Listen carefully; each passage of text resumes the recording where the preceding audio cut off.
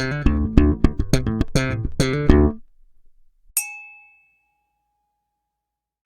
and welcome to another Whiskey Review with me, the Whiskey Novice. Thank you for joining me, and we are in Ireland, more specifically in Northern Ireland, and we are over with Copeland in Donaghadee. Don't know why I said it like that. It's just a funny word if you've never heard it before. Donaghadee, a town over in on the coast in the Ards Peninsula. Copeland distillery established in 2016, and they've been to the point where they've done their inaugural release. Great big glorious fancy wooden box, eye-watering price, etc., etc., the usual way we see it here in Ireland. This is pretty much their first, I'm going to say, sort of on-the-shelf bottle.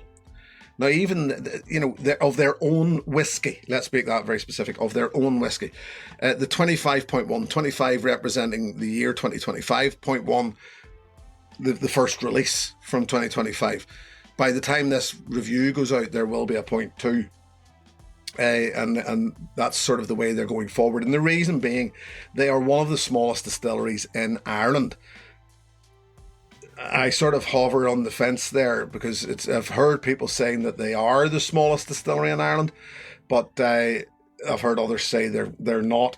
But what they certainly do have is a capacity of around 40,000 litres per year, so that's quite small nonetheless. This one is a weird maturation. It's American oak. It's a virgin oak. There's Oloroso quarter cask in there. It's a bit of a funny marriage. I'm not going to go into the in-depth maturation on it. All I do know is that this is the 46% version of it, of which there were 800 bottles, individually numbered, quite limited to those numbers. And there was a cask strength version of this, of which there were 200 bottles. So it wasn't single cask. It was just sort of a marriage of casks and then split down into those numbers. This one, as I mentioned, 46% non-chill filtered, natural colour. It's chocolate malt as well. That was a double distilled chocolate malt. What is chocolate malt? Well, chocolate malt, for the unaware, they kiln dry the malt to quite a high temperature, and it sort of toasts the malt. But now, in fairness, only 10% of this is chocolate malt. 10% of the mash is chocolate malt. The other 90% is air dried. I imagine it's certainly not peated. So let's get in. Rich, spiced orange.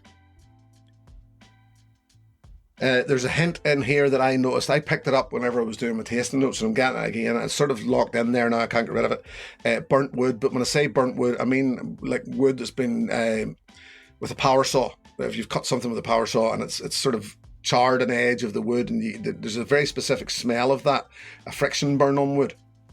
It's definitely in here. Chocolate coated Florentine biscuits. I don't know, the Florentine biscuits, there's fruit in them, there's a glaze of some shape or form over it, and it's the ones with the chocolate coating on them, because there is a nice chocolatey nose off this, along with those fruity notes as well. This is basically Christmas in a glass. There's loads of spices going on, there's loads of everything going on in it, but there's ginger, there's clove, there's cinnamon. It's all about those Christmassy spices.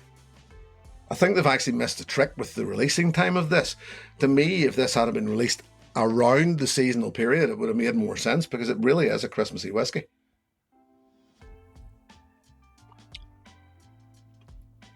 Palate. Yeah. Sweet. Sour, slightly salty arrival. And once again, it's all about those Christmassy spices. It's a good, hefty, rich, spicy.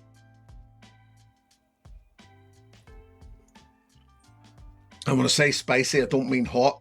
It's just Christmassy spices once again. It's yet again that gingery, cinnamon clove. That biscuit once again, the Florentine once again, because there's fruit in here. There's even and it's there's a Christmas thing, and I can't get my head around what I'm thinking of.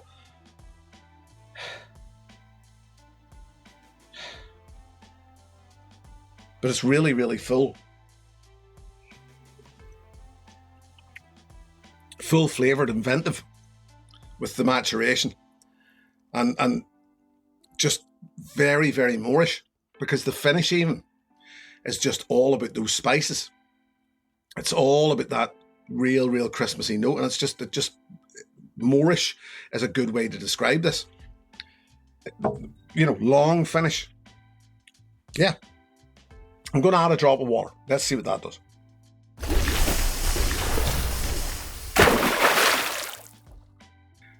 I've given it some water. I've given it some time. Here we go.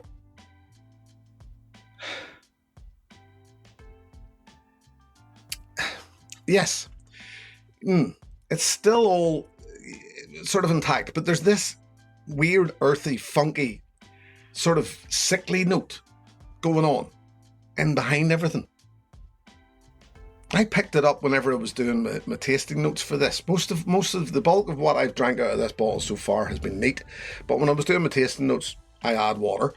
In this, I add water, and I'm getting the same thing again. There's just this slight something in the background. I think it's like rotting fruit almost, as in if you've enough of it together, it's just there in the background. It's not terribly pleasant. Most of the rest of the stuff still stays there, but just it's there floating in the background. Palate rounds off the edges, but most of everything else stays intact. That note that I'm getting in the nose doesn't really play up much in the palate. Finish, I'm going to go straight to that finish again and say that, doesn't change an awful lot, but all I will say is this works better neat. And in my opinion, it's just got more excitement going on when it's neat. It's just that buzz, that seasonal feel about it. There's that strange note with water, and just the fact that it's, I don't know. I certainly preferred it neat. Put it like that. Here's the elephant in the room where this one's concerned. This 5-year-old malt is £85 a bottle. It's caused a bit of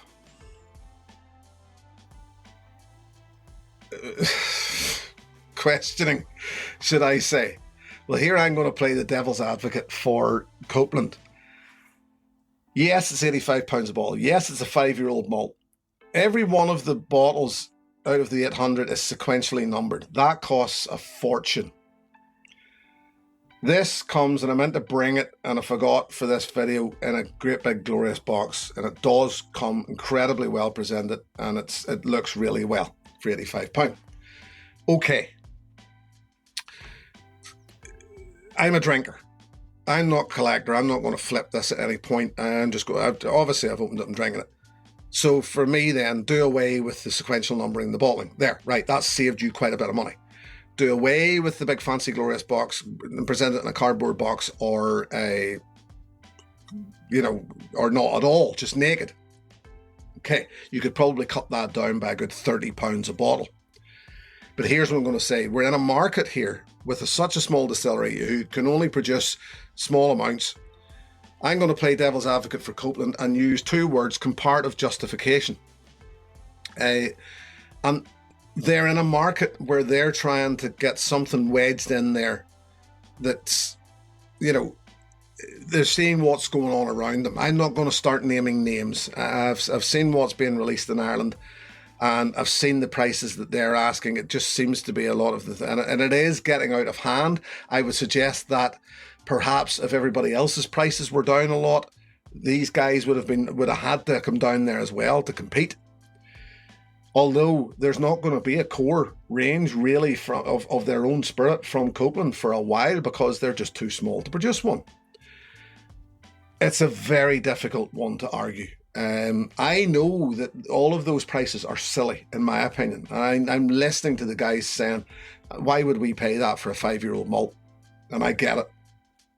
But I'm also going to argue from Copeland's point of view and say, look, comparative justification. They have seen what everybody else is doing. They've actually given us more, I would suggest, than a lot of the rest of them are doing, but for the same or slightly less price. And it's great whiskey. That's what matters at the end of the day.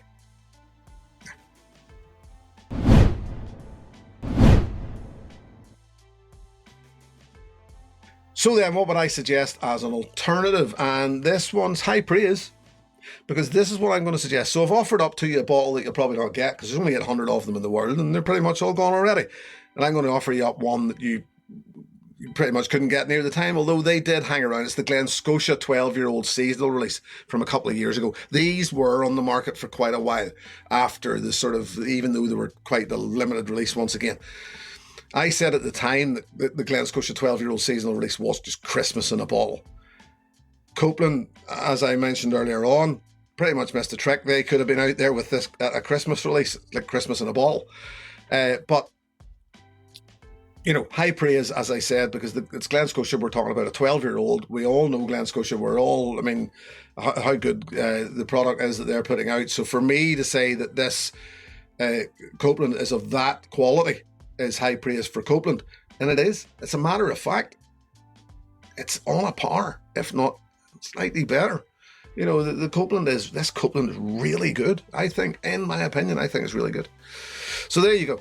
Let's get rid of the Glen Scotia. I will say thank you very much for joining me. Thank you very much to my patrons. Should anybody wish to join that group and show the channel a little more support, the details are in the video description below. I'll be back the next time. Until then, I hope you look after yourselves. Here's to your good health. Cheers. Hey, thanks for watching my video. Please click and subscribe to be notified of further content.